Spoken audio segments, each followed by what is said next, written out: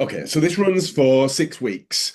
Later on in August, we'll have a bank holiday Monday in the UK. Ugh, gets really complicated. So it's going to be a bank holiday in England. That means it won't be running that day. It's the last Monday in August. If someone wants to help me out with that date, but it won't be on that day. So it's effectively this is going to run for 7 weeks, but we're going to skip a week, the last Monday in August, whatever date that is. Um, I was away on holiday last week. I caught COVID thanks to my son bringing it from his Mm. flatmate. So I had a great week away, came home Thursday night, spent Friday, Saturday, Sunday in bed. So I look great, I feel great. Well, I feel about 60%, but I've got that brain fog that COVID gives us. So apologies if I talk nonsense at any point this afternoon. I've done this enough times so that I know what I'm talking about. Let me set the scene for you. So this runs, rather than doing a training course in one day, which would be painful doing it over Zoom, I appreciate that. But rather than doing it in one day, where I talk a lot and you listen, and then you never go away and do anything, this works because, oh, thanks, Melinda, 26th of August. This works because um, it's in bite-sized sessions. So you come along, you learn something, you go away and do it. Sitting for here for the next 90 minutes is brilliant, but unless you take action on it, then you're not going to get anything from it. What can it do for you? Well, for me, I wrote a post this morning that at Christmas, I decided to pass more referrals than ever this year. And my goal that I set was to pass a referral a day, Monday through to Friday. So 5 referrals a week. I started that in January. By the end of February, I started to see the results. Fast forward to May, and I doubled my business. Who would like to double their business? Fair few of you. So it can do it. I'm the proof. And I thought there's pointless me just telling people about it. I wanted to show people. Paul McGowan's on here. Paul, how many times have you sat this? Four. So he's back for his fourth time. He did it 3 times last year. I'm going to share. In fact, let me do that now. I did an interview with Paul on my podcast a couple of weeks ago. And if you're looking for motivation for what this training could do for you, then I'd encourage you to watch or listen to this podcast.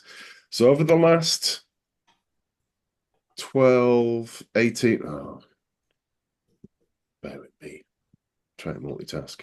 Over the last 18 months, Paul has absolutely smashed every record that he's ever had in his 20 now 27 years in business. So he's a financial advisor. He's not new to doing this. He's networked a lot. He's done a lot of sales stuff. But over the last year, he went from ready to quit networking forever to loving it. And now it's the main source of new business for him. In 2024, to where we're at now, Paul shared with me at the end of June if he did no more business this year, in 6 months, he's already had his best year ever in business in 27 years. In 6 months. You can all do this, right? But I'm going to challenge you. A lot of you won't do it, right? I've run this enough times that I know that people will resist this stuff. Seems too easy. You don't think it'll work for you. It doesn't apply for you. I can't do it because there is nothing on this that's hard. So this course that I'm running now, I'm going to be a little bit more direct with you guys because I know most of you, but I know that you've got the drive and the passion that you want to succeed. So over the next 6 weeks, it layers. I give you some tasks to do, actions or homework, however you want to call them. If you go away and do them each week, it's not to do it once, it's to do it every week. But I give you a bit to do in week one so you get comfortable with it. Carry on doing that in week 2, 3, 4, 5. Don't stop when the course finishes after 6 weeks. Carry on doing it. This is about habit change, and these are the habits that you need to improve your networking. I've been involved in networking pretty much ever since I started work. I've always been that person that's got to know people in different businesses, different suppliers, different people within the company that I worked in to be able to get things done. It's not about what we know, it's about who we know. And if you can learn how to build relationships with people and teach them how to help you, and you put your effort into helping them, you'll get everything that you want. Paul's gone away and put a lot of effort into getting clear on what it is that his ideal client is, starting to build some referral partners. I would say, Paul, am I right in saying that you've only got one true referral partner so far? Yeah. Yep. So last year he had none. Jimmy Crichton, Paul and Jimmy were both in BNI. I'm a huge fan of BNI. I just don't run it. So I talk a lot about Circle Networks. Paul was leaving BNI. Jimmy and Paul had been in the same BNI group for best part of a year, and they'd only ever had one-to-one. When Paul left, Jimmy said, "Why don't you try Circle Networks?" And from that point, they started to get to know each other. Paul sat this training course and then has taught Jimmy how to be his referral partner. So over the last 18 months, they've become like best friends in business, which is why we talk about friendship fuels business in Circle Networks, so that whenever one of them is meeting a client, they bring up the other person. They speak multiple times a week about the meetings that they've got coming up with people. Would you like to meet this person? Is it good for you? How can I bring you up in conversation? Find out how they get on with the people that they referred each other with. In an old-fashioned world, some of us are old enough to remember this, we would have had a diary where we showed the other person our diary and said, "Here's who I'm going to be meeting with this week. Who do you want to speak with?" That's what Paul and Jimmy do, and they do the majority of it over Zoom. So there is no reason why you can't replicate what he's done. I can't stress this enough. You can get everything that you want in the next few months if you just apply the simple stuff that we're going to talk about over the next 6 weeks. I've been coaching people on networking for probably about 7 or 8 years now. So I've run this multiple times with lots of different people. I've helped people triple their business, like Paul. I helped somebody double their income within a couple of months. I've had people that have taken away the stuff from the first few weeks and made a few £1,000s. It's up to you how fast you make this happen. But you've all got a network. What most of us want, though, is we want that magic thing. We want the secret to success. There's probably nothing that I'm going to share with you over the next 6 weeks that you've never heard from before. The difference is how you apply it. So you've probably got all the connections that you need. You just don't know them well enough, and they don't know you well enough how to help each other. And that's what I want you to get from this. I want you to go away and pick some people that you think that you ultimately would like to get to know, build a good relationship with, who deal with the same kind of client as you, and then you help them. And by helping them, they want to reciprocate and they introduce you to their clients. Has anybody got any questions before we get going? No, good. All right. The good thing about this is it all fits on one screen for me as well, so I can see all your faces. If you've got a question at any point, please just unmute yourselves, raise your hand. As long as you're not anywhere noisy, I'm happy for you to stay unmuted and interact. I'll create a Google Drive folder for this. In fact, I can share the link with you so that if you want to request access to this, then this is where all the recordings and resources go in. So if you request access now, I'll do that after we've finished. It'll come through on my email. I'll send that out on email as well. Each week, all the recordings are uploaded into that Google Drive folder. So if you want to play anything back, that you've got access to it. Right. As with all things, the good stuff comes later on. I'd love to give you some amazing stuff right at the start, but you've got to get the foundations in place. And that's what the first couple of weeks are about. But this layers.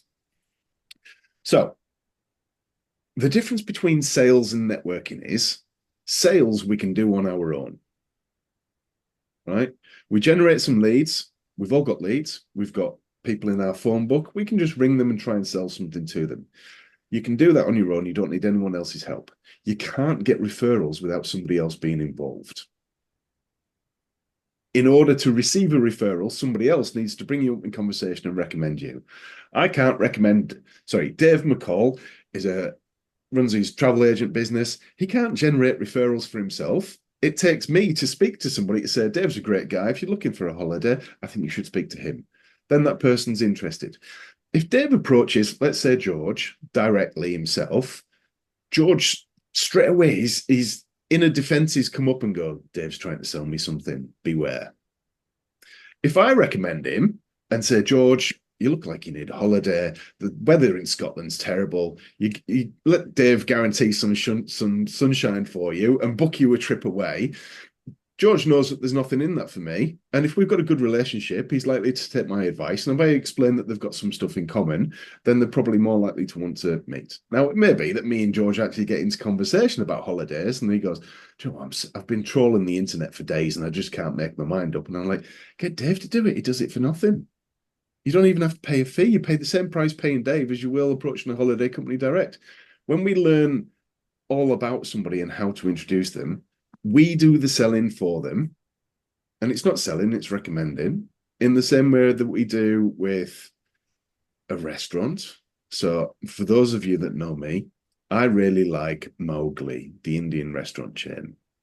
Right? If you've never heard of it, it's Mowgli like the Jungle Book. I think it's one of the best Indian restaurant chains that's consistent around the country. And the best part of it is there's one opened 2 weeks ago that's 20 minutes from where I live now. So we're going on Saturday night. I can't wait. It's in Knutsford. So if anyone lives near to Knutsford, they're around the country. I just love it. I love the experience. I love the food, and it's somewhere different to go. I tell everyone about it. I don't get anything from them for doing that. They don't say to people, oh, if you're looking for networking, you should go and speak to Jamie from Circle Networks. I just tell people about it because I like it. In the same way, a new pub has just opened up in town last Christmas. So I recommend that to everybody because I really like it. The coffee's amazing during the day. The beer's great at night. We all naturally make recommendations. And the number of people that have gone to Mowgli or have gone to the Wells and Cross because I've recommended it and then thanked me for it, loads of people have done that. But we do it without thinking.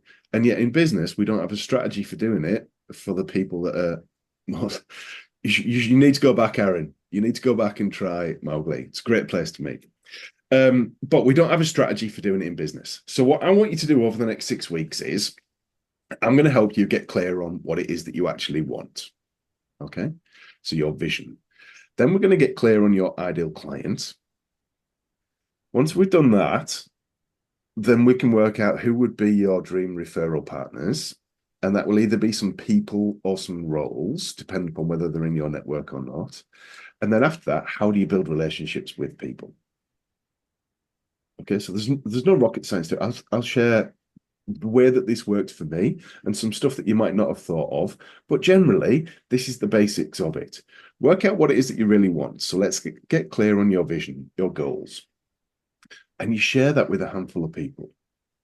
You don't broadcast it on the internet. Hi, everybody, let me share my vision. This is where I'm going. I'd love you to help me with it. But when you're having those one-on-one conversations, and in Circle Networks, we call them collaboration calls, with somebody who deals with your client, it helps you build your relationship. Now, my vision is to build the biggest and best networking organization in the world. I'll share my vision with you in a minute, just to give you an idea of what's included in it. I wrote that vision for me. It's what fires me up. It's what motivates me. It's what drives me, and it's where I'm going. And when you share that with some people, the right people, it will inspire some of them to want to help you. Now, if I said to you, I want to make £1 million, that's probably not going to inspire you to help me, because nobody really wants to help anybody get rich. But one of the main drivers for me is for Lou, my partner, to become my wife in order to do that, and for her to leave her job that she doesn't really like. She's got a job. She doesn't have the benefits of freedom and flexibility like we do. That's the main driver for me. So I want Lou to finish her job, for us to get married, for me to earn enough money in this business that pays for us, and I want to help pay off my kids' university fees. That's the big driver for me. I want financial security for the kids and ultimately to help them get onto the property market after university. Most people can probably relate to that. Now that's different to I want to be a millionaire. Now, over the next few years, I probably need to make a substantial income in order to have a wage for me and Lou, pay university fees for 3 kids, and help them get onto the property market. But that's not the driver. It's about the lifestyle change and the impact. And everyone will have a different version of that. But for me to do that, ultimately, I want to build a membership with over 100,000 members in. when I first started, my vision was this big, right? The first vision that I had for Circle Networks was 8,000 members, and it grows and grows. So I'd encourage you, as you start to think about your vision and where you're going, keep different versions of it. And I didn't do that the first few years. I had a Word document, which was my vision, and I just updated the same document. So I don't have the first one to look back on and go, oh my God, that was rubbish. What was I thinking of all that time ago when I was planning that? Now, along the way, sharing a bit of my personal journey, I was married, we separated, I got divorced. So at one point in my vision, it said, meet my dream partner. I've met my dream partner. Now it says, get married to Lou. She doesn't really know that that's in my vision yet. She's hoping that it is. She keeps kind of sort of touching me on this ring finger here, dropping some hints, but we haven't got that far. I dropped a massive hint on the 29th of February and said it's a leap year. You know, feel free, go ahead, propose to me. She didn't take the hint though. Um, so update your vision as you're going along. You can take stuff off, you can add stuff in, but keep different versions of it because it's really good to look back on because your vision will change. And you'll probably find as you go through things, it'll get bigger because you get more confident and you have more success in what you're doing. Right. Your vision forms part of your why. Why are you doing what you're doing? And I think sometimes we just get stuck in a rut. So we get stuck in a rut. It's Monday morning. We turn our computers on. We do this thing. Before you know it, it's time to knock off. And a week goes by, 2 weeks go by. You know, who can believe we're into August already? In my head, we're in the run up to Christmas now. You know, the summer, once you finish summer holidays, really, or the kids start back in September at school, we're in the run up to Christmas. It's going to be Christmas before you know it. I I love this time of year. So Christmas last year, I said I made a decision I was going to pass more referrals than ever. That's what I've done this year. We've doubled the business. We've got real momentum in place. I bought another network. None of this stuff was in my plan at the start of the year. None of it. We've tripled the number of groups that we've got in Circle Networks. We've gone, I was going to say, even more international. You can't do that, can you? We're continuing to expand internationally because I share my vision and my excitement for the business with the right people. They work out how they can help me. That's what I want you to do. So let me just share something with you. So I'm going to read my vision out just to give you an idea of what's in mine and what you might want to have in yours. And in my COVID phased brain, I shut down Google Drive literally as you all came in the room. So just let me open it up again. My vision. So I've literally just updated my vision. It's the most recent version.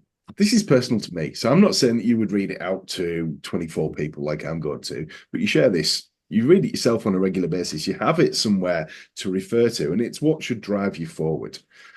So I'll just read mine. I wake up every day feeling happy and loved. My day starts with the Yorkshire tea in bed. This is my favorite time, the calm before the excitement of the day. Then it's time for walking our two dogs to ensure I begin the day energized and ready to help others. I feel very lucky that working in my business doesn't feel like work. I just help amazing people to succeed in business. I work 4 days a week in Circle Networks and coaching clients, and I love everything that I'm involved with. I keep Fridays clear, either for fun. Heaven forbid we have nice weather on Fridays and I get to go and walk the dogs or have barbecues, or working on the business, but it's usually a Zoom free day. Our Circle Networks organization has become a leading name within the business community, and we have over 100,000 active members. I work closely with our team around the world to support our members with our mission to help you build an incredibly successful business. Having the right structure in place frees me up to drive the organization forward to help business owners leverage their network and achieve their goals. We reward our team with memorable experiences that are talked about for years afterwards. We support small business owners in many different ways and have schemes in place for those who can't afford our packages. Part of my week is spent coaching like-minded entrepreneurs, either one-to-one or in small groups. But most of the week is working on Circle Networks to develop the business opportunity for our amazing licensees who deliver our Circle Networks experience for our members. Circle Networks clients have also become great friends who I love to socialize with. I've been lucky enough to speak at global conferences and also speak regularly on a wide range of podcasts. Our conferences have gone from UK to international, hand in hand with the expansion of our network. I've put systems and people in place to ensure that the business runs without me when need be and that I can work remotely from anywhere in the world. I enjoy UK and international travel while still having a great work-life balance. And most importantly, I have the full support of my amazing wife, Lou. Lou works with me in the business part-time and also enjoys the freedom that the business provides. I have my retirement plan in place, and I know that I never need to have any financial worries again. Thanks to our success, I've got the financial security I dreamt of for our family, paid cash for our dream home, 5-bedroom house that's close to the fields and woods and perfect for walking the dogs, and is also walking distance to a great pub. With a double garage, external office to run the business from, and an amazing outdoor space to entertain friends, Lou and I love to have people around who stay over. I have finances in place to support our children through uni and getting started on the housing ladder. My office is light and spacious and fills me with energy to achieve all my goals. With space for virtual events and for meeting people in person, I love to spend time here. Work doesn't feel like work. It's fun. Working with some amazing people and helping them to be the best they can be. The success of the business enabled Circle Networks to buy some holiday homes around the world to reward our people with in the UK and abroad. And this has transformed our lives as we spend more and more time away in the UK and abroad and can work from any of the locations. Each year, I spend at least 4 weeks abroad, living the life and enjoying life and living in the moment. I'm healthier now than I've been since I was in my 20s, happier than I've felt since a young child, and make a bigger impact than I ever imagined. As a result of this, I can truly say that I'm happy. So that's my vision. It feels like a lot. I wouldn't read it out to someone normally, but that's the kind of detail that I want you to go in with yours. So we all start a business and then forget. Can anyone lay their hand on their vision for their business? 3, 4. So a handful of people, right? I would encourage you, go where you probably want to do this away from your desk, somewhere else, out of your normal environment. You might be in a nice coffee shop. You might go and sit in the garden. You might just get into nature, somewhere different from where you normally sit, away from distraction. Now, I'll share with you the Google Drive, which has got my vision in there, and I'll share with you a link to a YouTube video, a TED Talk by a guy called Cameron Herold, who wrote a book called Vivid Vision. And he's got a slightly different view of it, but it's the same principle. You need something that says in word, paints pictures in words of what you want to achieve. This isn't something that you put on your website. It's like your own personal manifesto for where you're going over the next few years. It's written in the future tense. Really think about what you want. Nobody really encourages to go for what we want. Not what you need, not what you'd like, right? Sometimes you're like, and it's perfectly fine. If you want to be a millionaire or a billionaire or a trillionaire, put that in there. It's very rare that we have people cheering us on and saying, go for what you want. I know that Helen's goal is to have a space, a building where she can change lives for young people and their parents. That's her big goal. And that's only really come to out of, I don't know, out of thin air almost in the last 6 months, really, hasn't it, Helen? It wasn't a thing a year ago, was it? It's one of those things that it's been in the back of my mind for a hell of a long time, but I've only just started talking about it. Yeah. And the more you talk about it, the more it becomes a thing, the more other people will work out how they can help you and support you. And then at some point it will become reality. So this is a living, breathing, working document. Now, when I share the Google Drive folder with you, there's a thing in there called your sales and networking strategy. It's a template. So if I just screen share, so this week's really about setting the outline in the next few weeks. So I just go back. So my sales and networking strategy. When you open that up, the first thing it says is click on file and download a copy of this, right? This is for you to create your version of it. Most people won't do this. Okay, I don't want you to be most people. It's not rocket science, this, but these are the blanks that you're going to fill in over the next few weeks. What is your vision? What would you like to achieve over the next 90 days? What's your networking stuff that you're going to do? We'll work through this. What's your visibility plan? What events are you going to go to? Who are you going to do stuff with? Describing your ideal client. What's your offer for your ideal client? We'll talk about your sales process, tools that you might need, building your inner circle, your referral team, and then we'll end with the Dream 100 in a few weeks' time. Okay. I cannot stress to you, download this, get to work on it. Have it on your desk as something that you write on, scribble on, update, print a new version of, continue working on it. But it should be like, I get excited about it. So someone was kind of interrupting my LinkedIn feed over the weekend, said, yeah, but as your business grows, you can't do all this stuff. You'll just start outsourcing more stuff. Paul, you've done that this year, haven't you? Yeah, I've outsourced quite a bit of stuff. Yeah. He says that so casually, doesn't he? Yeah, I've just tripled my business and I've just done this and I've just outsourced a bit of stuff. But yes, at one point earlier this year, so there's a course that's going to run after the conference in September called the Scale Up Accelerator. We ran it earlier this year and Paul was on it and he was like, do you know what? I've just had enough with social media. I can't stand it. I can't stand doing it. And we came to the conclusion that Paul just needed to outsource that.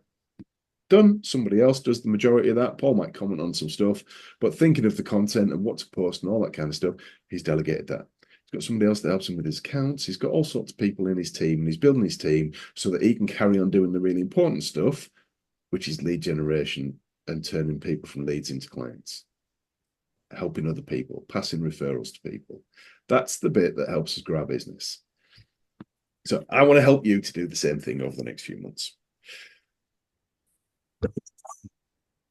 One of the things that a lot of people do when they go networking is get really busy with one-to-ones. Has anybody, I mean, when you joined Circle Networks, did anyone get really busy with having lots of one-to-ones? It can be a bit overwhelming. And then you go, oh my God, I've met all these people, I've had these meetings with them, but where's the business? So we'll talk about how to turn, I mean, we call them collaboration calls now because a lot of people just think a one-to-one is a waste of time. And I've met some people over the last few months and they've just backed that up. One-to-ones are a waste of time. People just pitch at me, I'm not interested in that. So how can you make one-to-ones work for you? But I want to give you some quick wins this week. So the first thing that I want you to do is download your version of the sales and networking and start filling that in. The second part is to get to work on your vision. So I've given you the template, start filling it in. So what is your vision for your life and business over the next 2 to 3 years? Where do you want to be? What do you want to be doing? What kind of holidays do you want to have? You know, take my example as a template. You can either do it, you know, like how did your day start? What kind of people you were around? You might have some financial things in there. You might have some material things in there. It's up to you. It's a starting point and just get it out. Watch the camera on the Herald. It's about an 18-minute video because TED Talks for 18 minutes, aren't they? So I'll share that with you. Work through that process. Then I want you to go really old school. Some of you will have heard me talk about this before, but we're going to get on the phone and have some conversations with people. I love that prop. Some people have no idea what they are. Right. So there's a thing called a how are you call. There will be some people in your world that you've not spoke to for a while that are waiting to buy from you.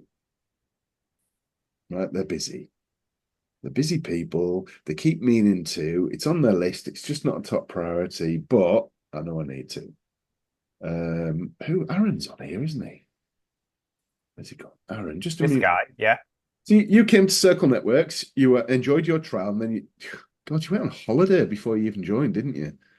Yeah, I disappeared for a little while. I was on holiday and I went radio silence on you.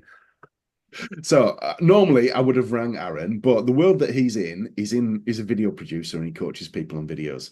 So I recorded a video and sent it to him on LinkedIn. And what happened, Aaron? When I logged back on after my week away, my emails were chock-a-block. Obviously, I had loads of LinkedIn messages to get through. But because you'd went to the effort, you jumped right to the top of my priority list and overtook everyone else. And I signed up, I think, within 24 hours to Circle Network. So, I mean, as much as I would like it to be top priority in Aaron's life, joining local networks wasn't the first thing for him to do after a week on holiday. So when we follow up with people, it makes a difference. Now, the purpose of a how are you call, it's not a sales call. So when I followed up with Aaron, it was to ask him to make a decision. And I did it in his media video so that it appealed to him and it worked. What I'm saying to you is pick up the phone and ring some people and have a conversation with them where you simply say, "Hi, Amma, how are you doing? It's been a while since we spoke. I just thought I'd give you a call and see how you're doing."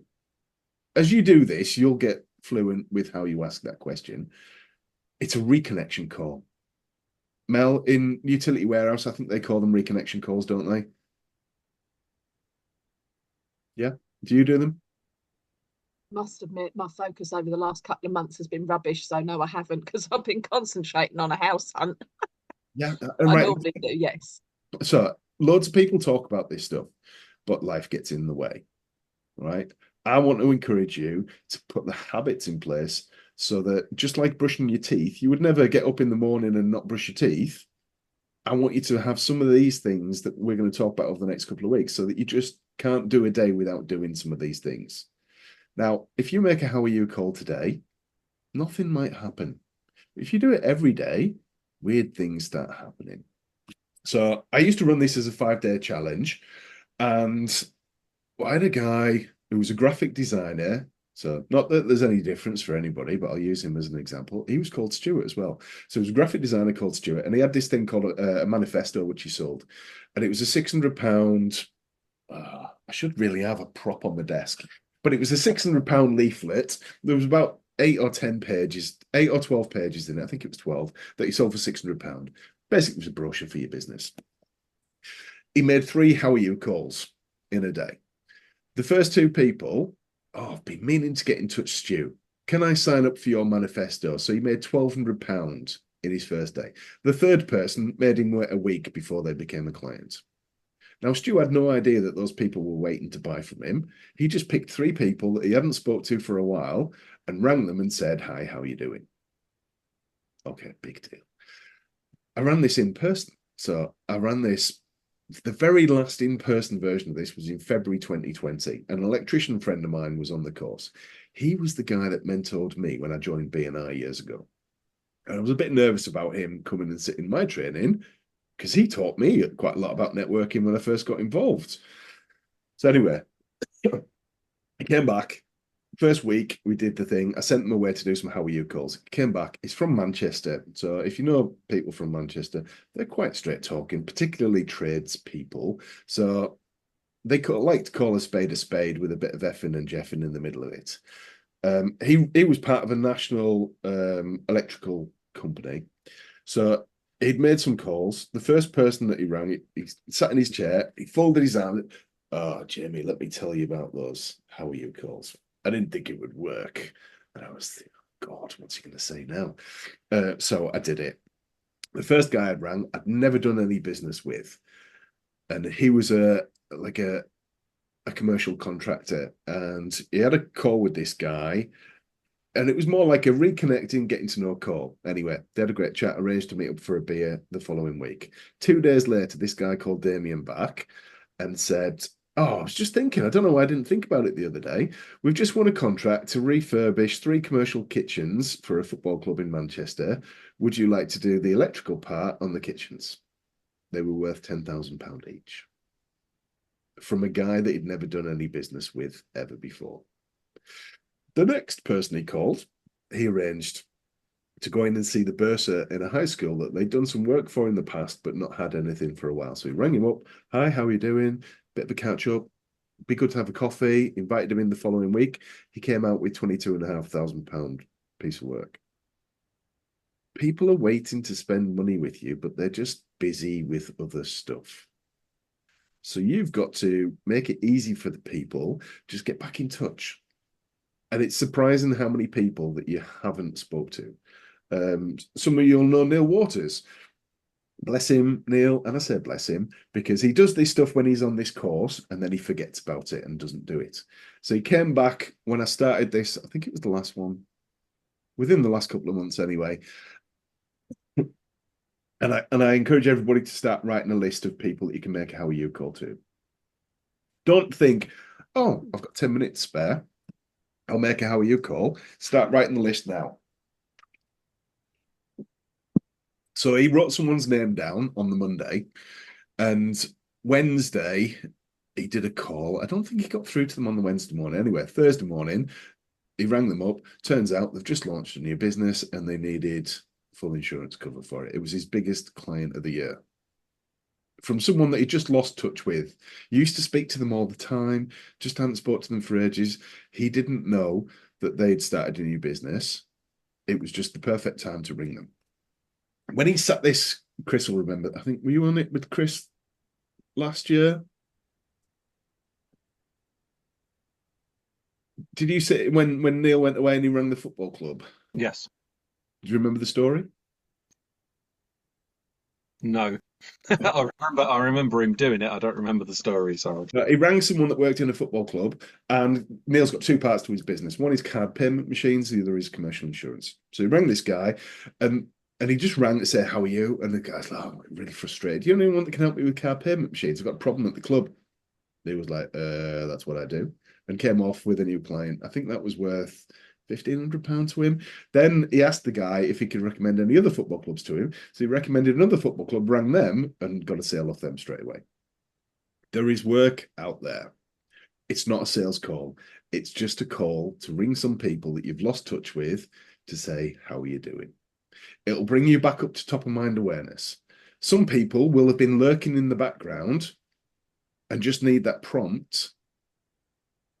But I don't know. So let's say Yvonne. Yvonne helps people with hypnotherapy.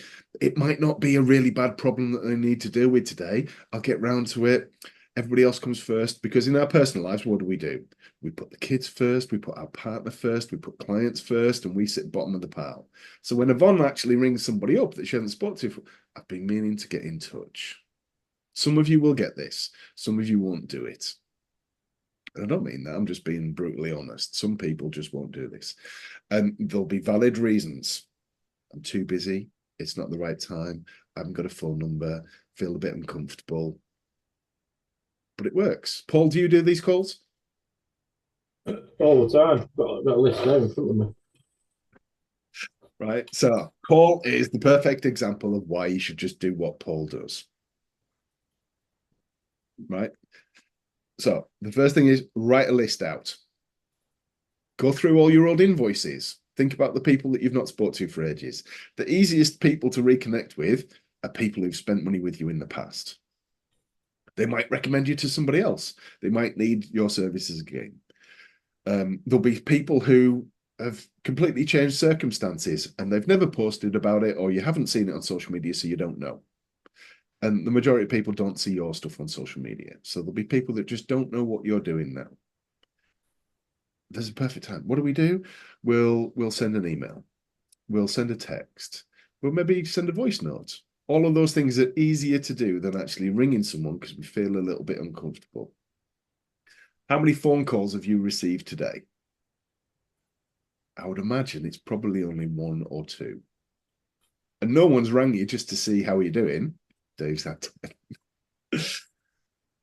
but most people don't ring people. It makes you stand out. It's not a sales call. It's not to go, hi, Kenny, how are you doing? It's been a while since we spoke. So anyway, do you want to buy my shit? It's not that kind of conversation. It's a genuine taking an interest in somebody. Like if you bumped into somebody in the street, you would have a quick catch up. You wouldn't then go at the end of it, oh, do you want to buy my thing? It's reconnecting with people. In 2 weeks' time, you might have a valid reason. Oh, do you know what, Kenny? I spoke to you the other week. It just made me think we could do this together, or did you know about this? You do that in the future. This one is a reconnecting call. For some of you, it will generate some business. Last summer, at the same time that Chris was doing this, we had Sean Courtney sit it, and he just launched a social media service. He did 4 how are you calls and signed up 4 people on £150 a month social media package. So £600 a month retained service from his first four phone calls. They're the easy ones. They're the low-hanging fruit. People will win bigger stuff as well. Donna, you've probably got a load of people sat there thinking, oh God, I'm so stressed out. I'm so busy. I don't even have time to get in touch with Donna to outsource some of the work to make my life easier. Just get in touch with some people will make it easier for them. Dave, you've got a great one because your business is all about reviews. So you could probably ring some people that have written you a review in the past and ask them how they're doing. You've all got reasons to get back in touch with people. I'd encourage you, write the list out and make some phone calls. LinkedIn is brilliant if you think you haven't got someone's number. LinkedIn, people put their phone numbers on there. People have their phone numbers on their websites. If you're connected to people on Facebook or Instagram, you can do phone calls through that. So don't use the excuse that you haven't got their phone number. There are ways to ring people, even if you don't think you've got their number. You might want to go through your phone book. Out of interest, if you open up, somebody else will have to explain Samsung's, but on an iPhone, if you open up contacts, I'm not being funny, but if you open up contacts and go right to the very bottom, so if I go down to Z, I've got 3,397 contacts. You would imagine that there's some potential work in the middle of that, wouldn't you? I once made the mistake of syncing my phone with LinkedIn. You can't do it anymore. So I've got all these random birthdays in my diary as well of people that have no idea who they are. But you've all got all the contacts that you need. Even if you just went through your LinkedIn, and I do this periodically, go through LinkedIn, change the results of your network to A to Z, so put them in alphabetical order, and just start on the A's and see who you've got, and just go, right, this month I'm just going to do A's. Something will come from it. Then B's, then C's. People, it's surprising that you won't even know the people that you're connected to, the jobs that they've got, the opportunities that are in there. So that's one thing. Then I want you to think about your one-to-ones. So generally, we go networking, and I'll call them one-to-ones for the purpose of this. We go networking, we meet some people. Everyone says you've got to have one-to-ones, so we book some one-to-ones. So I meet Kay. I think Kay's lovely. Probably what most people do is Kay could be a client. And this is where I think one-to-ones have been ruined because they look around the room. And me and Paul just had this conversation. Someone came to Circle Networks on a trial. Paul followed up to say, what do you think of it? And he went, yeah, they're not my kind of clients. Missing the whole point of networking. You don't go networking to meet potential clients. You go networking to meet their clients. You want people to introduce you to their clients. It's not about the people in the room. It's about who they know. So we have what normally would happen is I'll meet Kay. We'll arrange to have a one-to-one. So we have a Zoom, we have a really nice chat, and then nothing ever happens ever again. I used to have lots of one-off one-to-ones with people. Has anybody else done that? Go networking, meet people, hours and hours and hours of time. What I want to challenge you is to start thinking about having multiple meetings with people. In our personal lives, you wouldn't go on one date and expect to get married, would you? Generally. No. But you wouldn't, right? So we go dating, we start to get to know people, find out if they're the right fit, if we like them, if they like us, build a relationship until we then move to the next level of commitment. And it's the same with networking. I met Amar for the first time today. He could be the best in the world at what he does, but I've never met him before, so we need to get to know each other. Amar, just unmute yourself. Yeah. What is it that you do? So I do website design and development. So designing and building website for small to medium-sized businesses, and especially for B2B.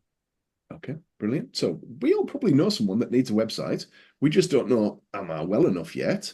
We don't know how to bring him up in conversation, what type of clients he likes to work with, what price range he's in. And that's the stuff that you cover in one-to-ones with people.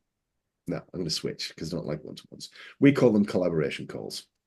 One-to-ones is a phrase that's been ruined, whereas a collaboration call, it's like for those in the UK, it's the run seal of meetings. So it does what it says on the tin. When you have a collaboration call with somebody, it's about how you can work together to help each other. Now, in a couple of, so I'm setting your expectations. We'll go into more detail on collaboration calls in the next couple of weeks, but use them as a filter. If you were asked by me for a one-to-one or a collaboration call and you don't like me and you're thinking he doesn't deal with my kind of clients, why would you waste your time? Why would you waste your time? Because in the best will in the world, even if you did like me, but I don't deal with your ideal kind of clients. So trying to think. So I'll use Chris as an example for this. So when Chris sat this last year, he decided to niche down for a while to his ideal client being dentists. I don't know any dentists. So why would me and Chris really invest a lot of time in getting to know each other when I don't deal with his clients and I don't want to deal with dentists, so his clients aren't going to be my clients? I'm being brutal with it because most people are short of time. So what you want to be doing is building relationships with people who've got a similar kind of client to you. Now, we haven't done ideal client yet, so I can't tell you who not to have meetings with and who to have them yet. Next week and the week after, we cover your ideal client and then who your referral partners would be. But what I want you to start thinking about is the people that you're meeting with shouldn't just be a one-off thing. So in your one-to-ones or collaboration calls, before you finish the meeting, you should be setting the date of the next one. Otherwise, you're wasting your time.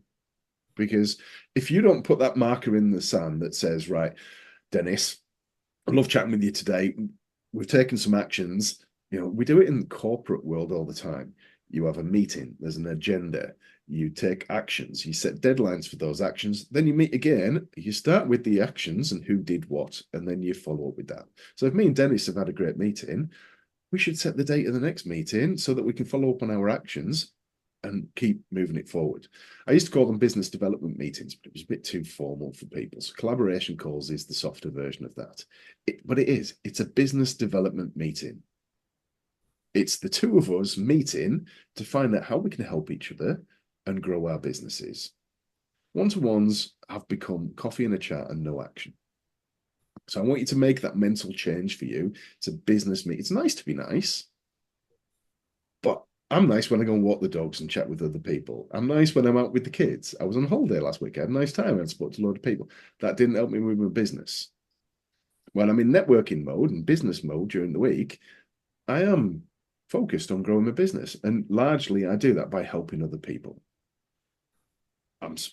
I'll help as many people as I can, but really I want to help people that deal with my ideal client so that they will recommend me back to their clients. And then the two of us benefit. And that's what I want for you guys. So there was someone that asked me, sometimes it takes a few meetings to get to know people. So someone asked me for a meeting.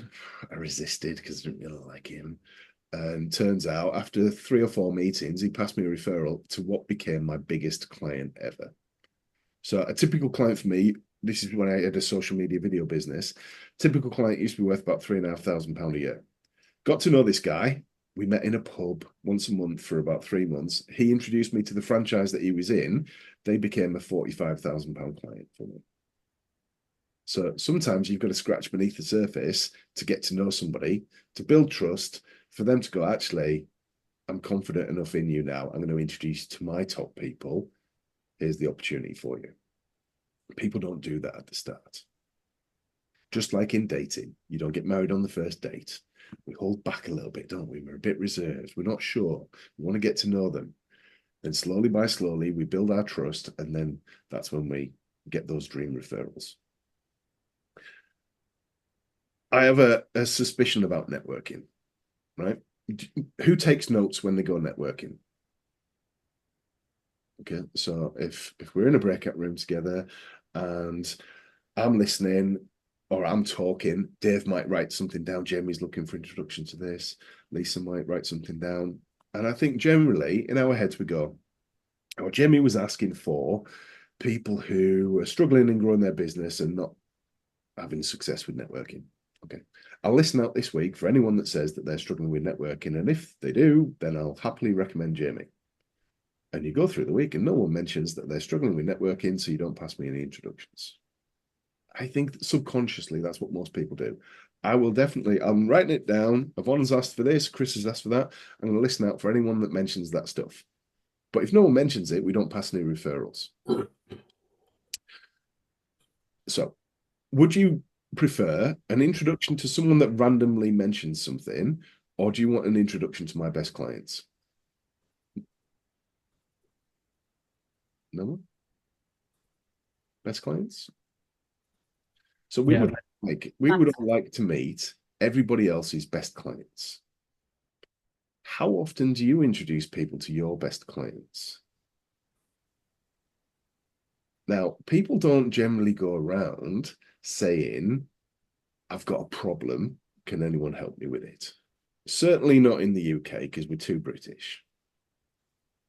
So we paint this picture that everything's perfect, but it's not. So behind the scenes. So if you were to speak to your clients, because you know them well enough, they're your best clients, you've got a great relationship with them, and just ask them, how are you doing? Is there anything that you're struggling with?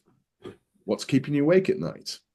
Did you know that I've got a network that maybe we could help you with something? There'll be a way that you feel comfortable asking your existing clients. Now, it might be that you meet Mike and you get to know Mike and you find out more about his services. And then you go, actually, Mike's service is going to be perfect for two of my best clients. Have a conversation with Mike first, explain who your clients are, ask him the best way to introduce him to them, because he knows his business better than anyone else. So sometimes I think we go, all right, I know. I think that Dennis would be great for Mike. So the other way around, I think that Mike would be great for Dennis. So I ring Dennis up. Dennis, I know this guy, Mike. I think you should use his stuff. Dennis asked me a tricky question I don't know the answer to. And I said, I don't know. And he goes, no. And I mess it up. So if you're going to refer somebody, ask them the best way to do it before you approach the person that you want to make the introduction to. But think about, if you wrote a list of all your top clients and your top connections, who could you introduce to them? Because effectively, what you're going to do, you're going to take all your top clients and fix some of their biggest problems for them by making some introductions. So if you speak to your people and just get them used to coming to you as the problem solver, and largely that's what I do. People usually, someone's come to me today, I need someone, who would you recommend for this, Jamie? And then I've asked someone a question and then I've made that introduction.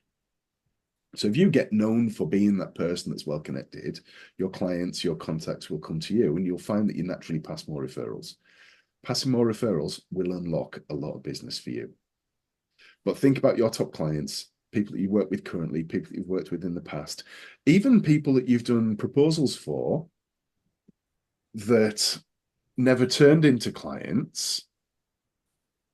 You could still refer them to somebody else. I don't know. Let's say that Dave doesn't do, so he's a travel agent. Let's say he doesn't do polar exploration, but he might know someone that does. So Helen wants to go and visit the Antarctic for some reason and see polar bears, whichever way around it is. And Dave doesn't do that. He might introduce Helen to somebody else who passes a referral. So even someone that's never been a client, you can still pass introductions. Most people don't do it. Oh, sorry, I don't do Arctic trips. Rather than being that helpful person that does it. Bear with me 1 second. Sorry. God, my brain is just really struggling today. I'll be back to 100% next week. My dogs have just been for a haircut. The dog groom has just tried calling me, so I'm just telling my partner Lou that she needs to go and pick the dogs up. First world problems. It's always when I'm running this as well. They always seem to be in on a Monday whenever I'm running this. Okay. So think about your one-to-ones as a long-term thing. Finding out how you can really help somebody. And we'll come on to in the next few weeks, the really training opportunities. So if you were to, Dave, just unmute yourself. If you were to recruit a full-time salesperson, how much time would you spend training them? Yeah. Right. Okay. And yet, when we go networking, We want to do our 60-second pitch and expect someone to go away and be the best salesperson for us. That's the dream that's sold to us with networking. You go networking, you do your pitch, and everybody in the room goes away and tries to get you that referral based on 60 seconds worth of information. It's not going to happen. Occasionally it does, right? The magic happens in your one-to-one meetings with people. That's your training opportunity to teach somebody, to build a really good relationship with them, and for you to learn about them and their business. What are you going to want to teach them? So if you were training a salesperson, that's the way to approach your one-to-ones. What is it I need to teach somebody? So they're going to have to learn what an ideal client is, how much you charge, what's your process, some testimonials, maybe some objections. And we'll cover all that in the next couple of weeks. But most people have, hi Dave, I'm Jamie. Yeah, so here's what I want. So I really would like an introduction to this, this, and this. That'd be amazing. Thank you very much. Oh yeah, you can tell me a bit about your stuff if you want. And that's, I'm joking about, but that's generally how one-to-ones go with a lot of people. They pay lip service to it. I know I've got to do this, and then just hope and pray. So I want you to have some structure to your business. So you're going to get clear on your vision of what you want. Thanks, Chris. I want you to start thinking about who are the people that you're going to make How Are You calls with, and start making them. Some of you will generate some interest just from doing that. Go through all the people that you've quoted or pitched to or met, clients in the past, and just have a process where you just ring them up and get back in touch with them and have How Are You calls. Think about your goal for the next 90 days. You know, what are we on now? So August, September, by the end of October, what would you like to have achieved? Because unless you're clear on what you want, how are you going to know if you're going to get it or not?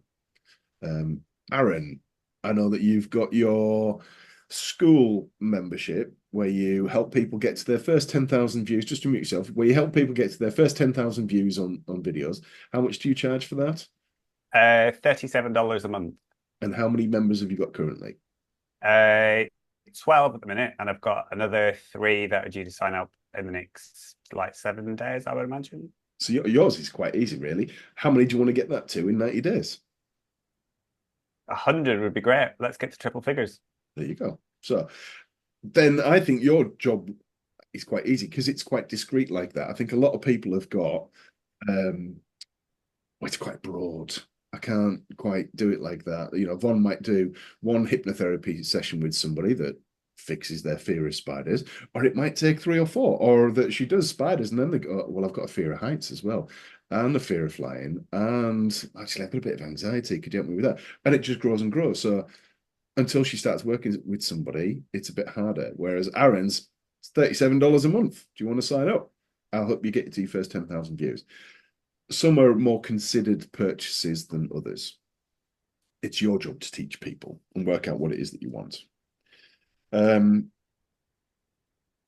who does face-to-face networking as well as online? Okay, cool. Right, let me just share with you some tips. Out of interest, do any of you take pull-up banners with you to your networking events? Think what, sorry? You know, the old roller banners, the pull-up banners. I feel the need to do that. You know, like a pull-up banner, Dave. It's like this, like painting the wall. No, I use technology now, like that. Right. So when I used to do a lot of face-to-face networking, I always had 2 things. I would not put it on my desk. I would always have my own branded mug that would sit on the table in front of me that I would drink my Yorkshire tea. I used to take Yorkshire tea with me as well because venue tea was always rubbish. But whenever I was taking pictures, my mug would be in the shot. And whenever people were taking pictures of the room, I was the only one that had a branded mug. On the opposite side of the room, I would quite often put my pull-up banner so that when I was taking pictures, my branding was in the background. Or I'd put it behind me sometimes, or I would put it right at the front of the room next to the screen so that when everyone's looking at the projector at the front of the room while the people running the event, my branding was in the front. Everybody knew who I was, right? Ask permission. Don't just turn up and do it. but most people don't. You know, you can get a pull-up banner for less than £40. They're not expensive. You're just missing a trick with that. Have your brand in there. Wear branded clothing. It stands out. Out of interest, who's got branded workwear? Okay. Mel, do people ask you about it, talk about it when you're at face-to-face events? Yeah? Yeah. And the other thing that you do, so you came to our conference last year, didn't you? So let's say that was a big in-person networking event. What did you do to make an impression with everyone?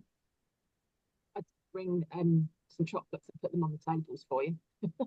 So Mel, if you don't know, as well as being involved in Utility Warehouse, you can see on the screen there it says Nirvana Chocolate. She makes some of the best, if not the best, handmade Belgian chocolate. So she brought some for everybody at the event last year. Did that generate business for you? Yes. Yeah. And continues to as well. There you go. So if you're doing in-person stuff, you can do things that you can't do online. So whilst I would love to, or we would all love Mel to, post us a sample of her chocolate, it's just not going to happen for a Zoom call. But an in-person event, you can take your stuff and hand it out to people. You can have your branded stuff around. You can wear branded workwear. You can have stuff on your table. I used to enjoy, and most people don't do it, I would take pictures of the networking events that I went to and then do posts on social media and tag people about it. It's just something different to a Zoom screen. That's the one downside about online networking that I don't like. The photo opportunities aren't the same.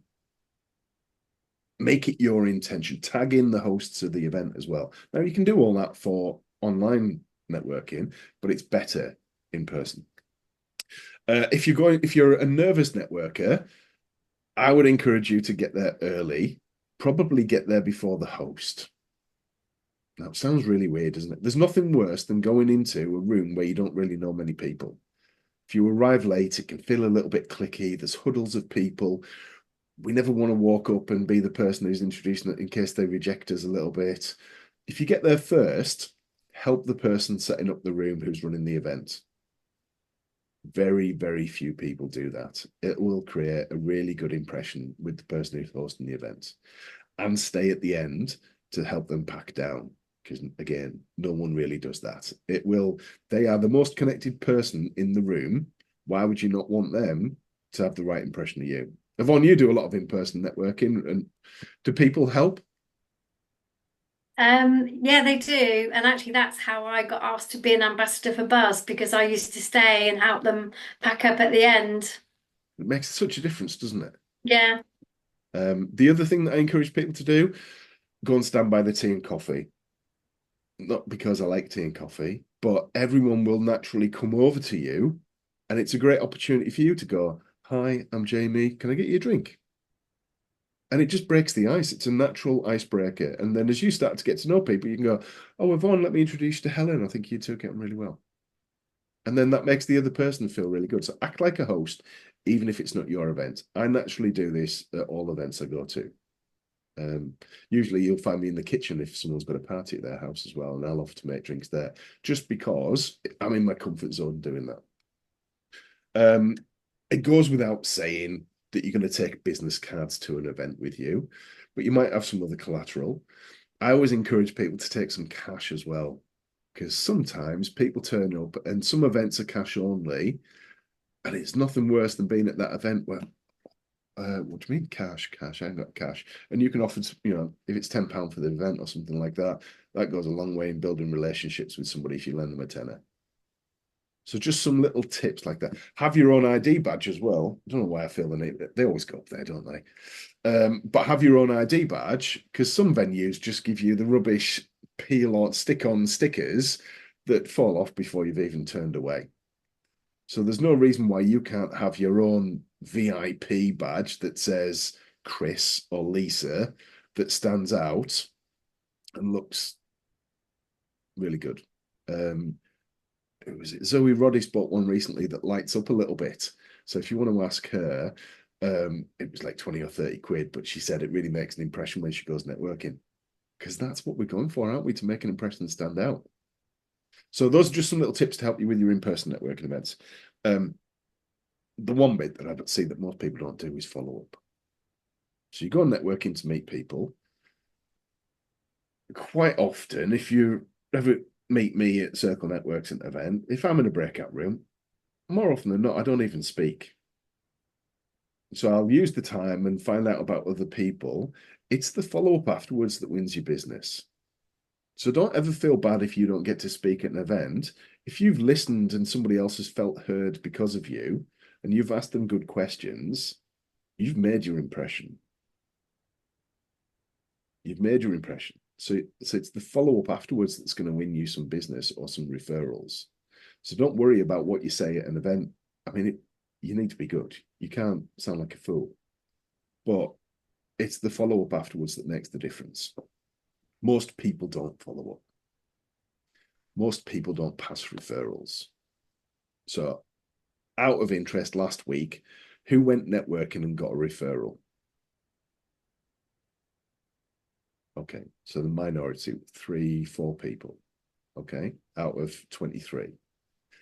What if you got a referral from every networking event that you went to? Would that have a big impact on your business? Okay, what if you passed a referral after every event that you went to? Do you think that you'd start to get some back? It's easy not to. Right? I'm not saying that you have to do this, but this year I made it my mission to pass a referral a day. I've had to change the way that I deal with referrals because it was overwhelming, the volume of referrals that I started to get. There was one point, over 2 days, I received 13 referrals, and it was just before I was having a week off. And it created a real headache for me because then I had to go back to 13 people individually to then say, I'm really sorry, I'm on holiday next week. Can we arrange blah, blah, blah? So now I've changed the way that I do referrals. For me, the main way that I do it, I'm a huge fan of George McGilvray. Not just because he's a great guy, but because he gave me this. So this is how I want people to refer me. So I use his lead chest system, and all I want people to do is pass that link on to people. It'll pop up with a video of me that introduces me. Then I've got a testimonial, and I offer people a free trial of Circle Networks. That has been a game changer for me because most people then will come and try Circle Networks or not. And at the end of the day, if they don't like the sound of me and my voice, which they're going to see on the video, then it's pointless them coming to my networking event. That's how I refer people. So it's one of the ways that I teach people. You'll have your own way of doing this. But what I want you to start doing is being a bit more strategic in your activity. At the moment, it's probably random. Go networking, you follow up with some, you don't with others, you've no process, you don't think about training people. You might change you might not want to niche.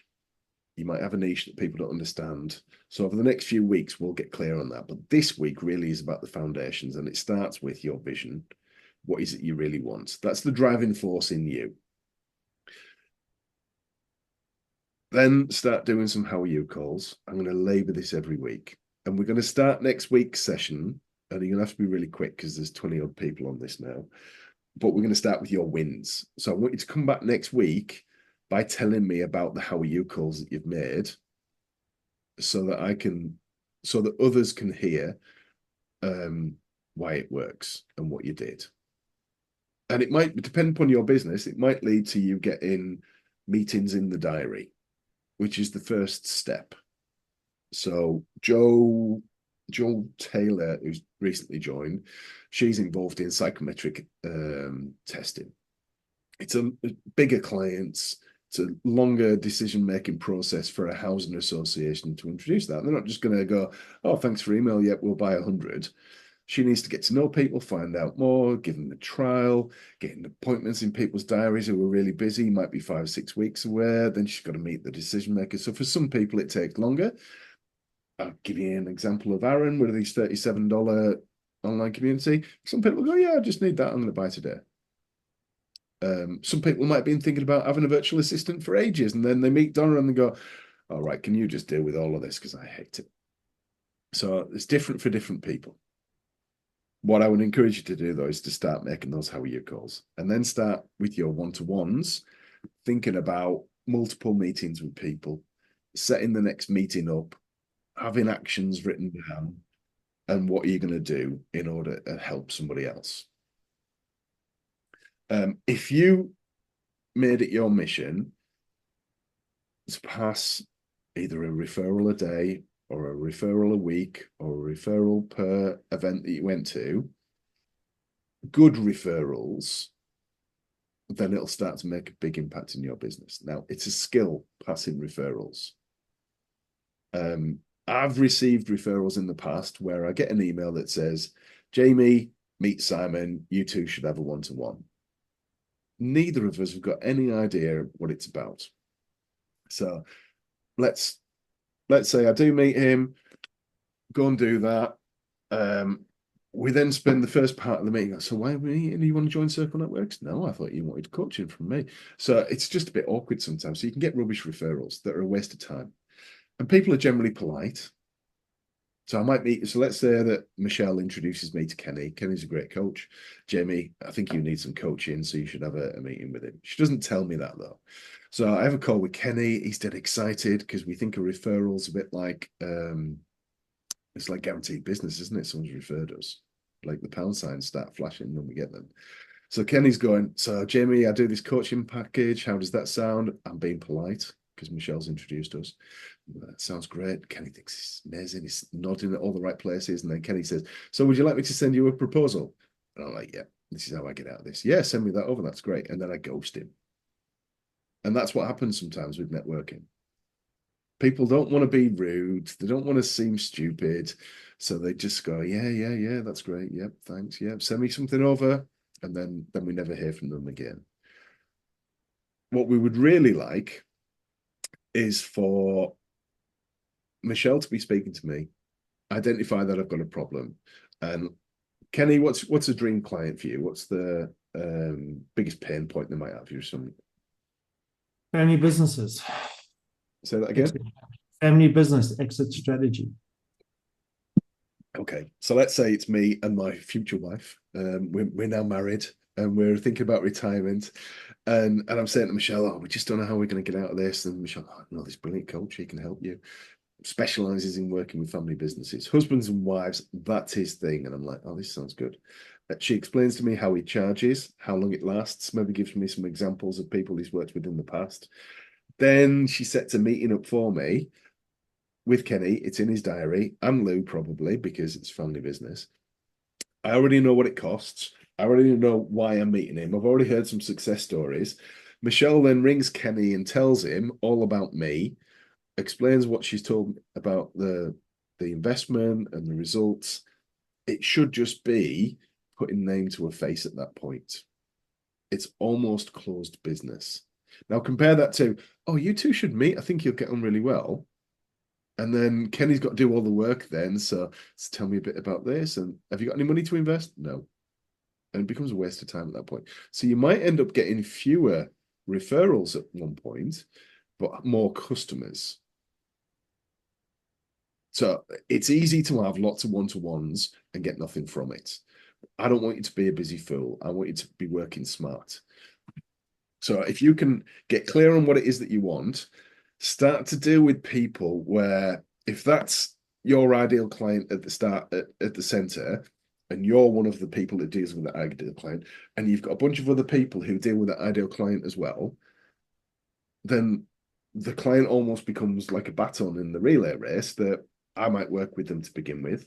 Then I hand them over to, so let's take the point of this. So I might work with somebody to help them improve their networking. They might be terrible on camera. So I introduce them to Aaron. He helps them improve that. Then let me look around the room. Then maybe Aaron introduces them to Michelle because they need to improve their digital marketing and want to run some advertising. Then maybe we go, oh, they need a new website. So we get introduced to Emma. And it goes on. And maybe Liz gets involved because she can help with some marketing as well. So that one ideal client at the start of it can be dealt with by multiple people, all helping that client improve what it is that they're doing. Over the next few weeks, I want you to get clear on your ideal client. Once you're clear on your ideal client, and you can describe it so that someone goes, oh yeah, I know someone like that. And I'm a bit contrary to other people. I don't want you to get loads of referrals from every networking event because they're probably going to be rubbish.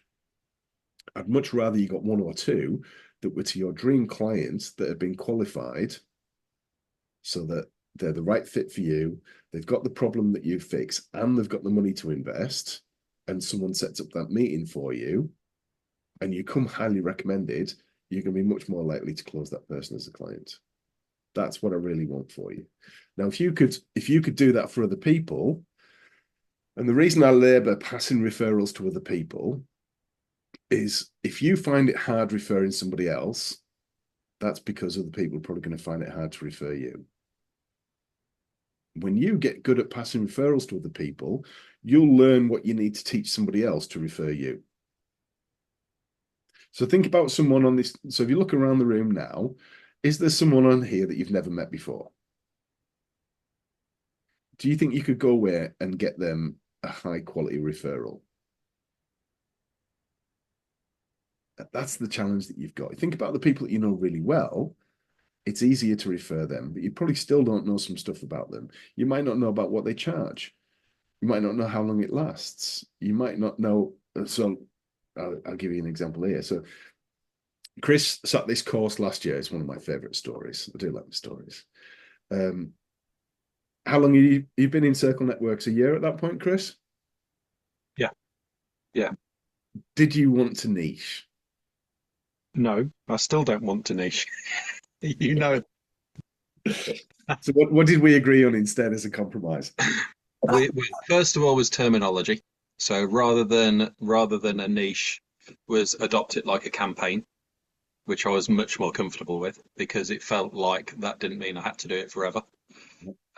So pick something, run it as a campaign, and allow myself the freedom to think I'm not going to keep doing this forever. Yeah. I've got variety, and then start talking about it. So we did two things with that. So I said to Chris, what would be, if you just had one dream client right now for the next month or two, what would it be? And he said dentists. Okay, so he changed his LinkedIn profile so that in his headline it said, I help dentists XYZ, whatever the problem was that he was fixing. Save time, make more money. And then he started sending connection requests to dentists. Weirdly, they started accepting. He had a generic headline before that. He'd been in Circle Networks for a year at this point.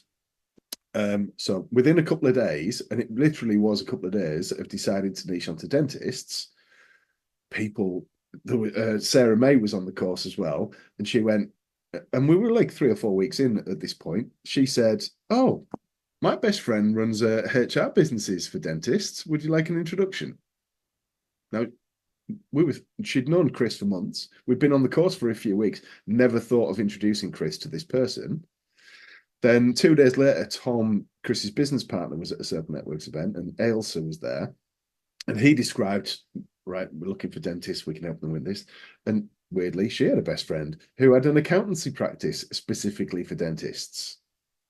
Then John Cleary, who was the person who first invited John to Circle Networks a year before, who had networked with him for a year.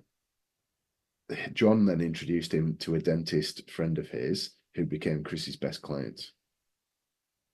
So if Chris had decided to run a campaign a year before, he could have been a year ahead with all those referrals and clients. That client then went on to do what else, Chris? Well, be a project partner. Actually, yeah, not just be a customer, but actually be a partner to the business. And he's quite influential in the world of dentists as well. So I'm not saying you need to niche. I'm not that person that tells people to niche. I don't have a niche. Well, my niche is the type of person that I want to deal with. But if you can be open-minded to this over the next couple of weeks and tweak your networking so that you narrow it down to become a little bit more laser-focused, it might help you get more referrals from the networking that you're doing. So, me being controversial, if I describe my ideal client to you and you say, oh my God, I know loads of people I could introduce you to, you're probably not going to do any. And I'll tell you why, because you're busy. We're all busy. And if you can introduce me to loads of people, then you're probably going to do it when you're not very busy. And none of us are ever not very busy. So it just goes on the to-do list and it just never happens. If I can describe my ideal client so that you can think of one person to introduce me to who would be a dream fit for me, you're much more likely to leave that networking event or that collaboration call and go away and make that introduction. So that's why I think being more specific, narrowing down what it is that you're looking for to help people just to think of one person to introduce you to, you're much more likely to get that introduction. And it's going to be higher quality. So higher quality, even if it's lower volume, you'll end up with better clients who probably spend more with you, more dream clients. That's what I want for you, more dream clients. At certain points in our businesses, we'll take any client. This is just about getting more of the right ones. It's called sales and networking, though, this course, because some of it is you generate it yourself. So doing how are you calls might generate sales for you. So there's a mixture of stuff. So there's some quick wins from today. Go away and make some how are you calls. I want you to start next week with what have your wins been? It might be that you start thinking about your dream client, but we're going to work on that in the next couple of weeks. Might be that you want to find out from George. If you click on my lead chest thing, George, just unmute yourself. How much does it cost? Far too little. There's plans going from £29 plus VAT a month, but if you're a Circle member for a short period, it will still be £15 a month, or there's a bigger plan at £49 a month, reduced to £27 a month, or there's annual versions where you get an extra 2 months for free. So it depends. I'm greedy, so I've got a few different versions of it for different things that I offer. But the simple version will suffice for most of you. It might make it easy for people to refer you. Now, George, you're going to have to close your ears now. You don't have to have that. I just like it because it's slick. One thing that Paul's gone now, but one thing that I got Paul to do a couple of months ago, I got him to describe his ideal client on a video. So I said to him, right, get your phone and just do a selfie video talking into it. Describe your ideal client. So, hi, I'm insert your name. Let me just tell you about my dream kind of client. So he did that, and then he sent it to someone. He sent it to his dream client and said, I've got this. Would you pass it on to anyone that you think of? Now, it turns out we were talking about, so Paul had just done some work for Gareth Williams. So he described Gareth without naming him in the video, sent it to Gareth, asked Gareth to then pass it on. Gareth passed it on to 3 people. All 3 of them became clients, and Paul made $5,000 from it. Now, the weird thing is, he never did it with anybody else. He never sent that video to anyone else. He never asked anybody else to pass it on to people that they know. So I've kicked his backside on that. Why wouldn't you? It works. Why wouldn't you repeat it? So that's something that you might want to think about doing. Record a little video. Hi, WhatsApp it to somebody saying, could you pass this on to someone? What if that made you $5,000? Now, it's different for different people. Might be that you put it on LinkedIn. Might be that you do it on Facebook. But the idea of it is you record a short video, describe your ideal client and what you do for them. You send it to someone and ask them if they would pass it on to somebody else for you. It's probably the easiest lead generation that Paul's ever done. And that's what I mean about making this stuff a habit. So unless you start making these things habits, you'll hear about it, you'll think about it, but you might not do it consistently. That leads me perfectly onto the last bit. So in Google Drive, there is a habit tracker. So let me just show you this. I would encourage you, until all of this stuff becomes a habit that you do without thinking, to print off a few sheets of this and have it on your desk, because you'll forget. Now, you don't necessarily need to do all of these, but I would encourage you to, it's a visual thing, and there's something magical about writing stuff out on paper. Prepare for your thinking about what you're going to say at your networking events. What networking events are you going to go to? Are you asking for speaking opportunities? Have you done your social media? So there's a list of stuff. You can see on that it says business development meetings. That's where I talked about collaboration calls earlier. One of the things you might want to do is send handwritten cards to people. Really old school. I've just tidied my desk up. I've got a pinboard on the other side of the room, and I've got handwritten cards that people have sent to me, thank you cards. It's so low tech, so old school that it really makes an impact to people. I would encourage you to buy some cards and some stamps. So I've got stamps on the desk. I've got a box of cards for different occasions so that I can just write them, stamp them, post them, rather than, oh, yeah, I need to go and buy a card, and then you go and buy a card and they don't sell stamps, and then the post office is shut, and then 2 days has gone by and you think, oh, it's pointless doing that now. Thank you gifts work very well. If only we had somebody in Circle Networks that did really nice handmade chocolates that made brilliant thank you gifts. That would be really useful. Connection calls. How are your calls? Passing referrals, receiving referrals, tracking your sales. My God. The number of people that I speak to that have got no idea what sales they did last month. Does anyone know their exact sales figure last month? Yeah, it's not the majority, is it? It's not the majority. So I want you to know your numbers, track this stuff, and what you focus on really becomes really important to you. It's not rocket science. Do that for a few months. And what I'd encourage you to do is have the pieces of paper and keep them in a pile on your desk, because the networking events, the speaking opportunities, the social media posts, the collaboration calls that you do this week might not get you a sale this week. Might result in a call with someone next week. And then in 3 weeks' time or 4 weeks' time, all of a sudden your sales start going up. But who remembers with the activity that they did 4 weeks ago? We just can't remember, can we? So if you can track back and go, oh, do you know what? 4 weeks ago, I started doing more networking. I started posting more on social media. I commented on more people. I passed referrals to these people. And then now, 4 weeks, 5 weeks, 6 weeks later, you reap the benefits for it. So I'd encourage you, because it'll be quite obvious to you, the stuff that you're not doing.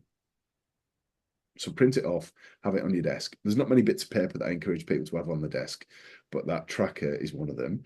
Or it might be that you create your own version of that. Might be that you create your own version of that. Okay, I'm a stickler for time. We are done for today. Thank you very much for your time. I'll download this, upload it into Google Drive.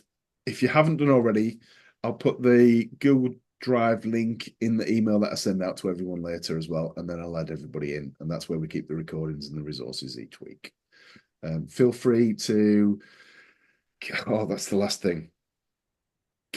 Have a notebook specifically for this and keep track of your wins.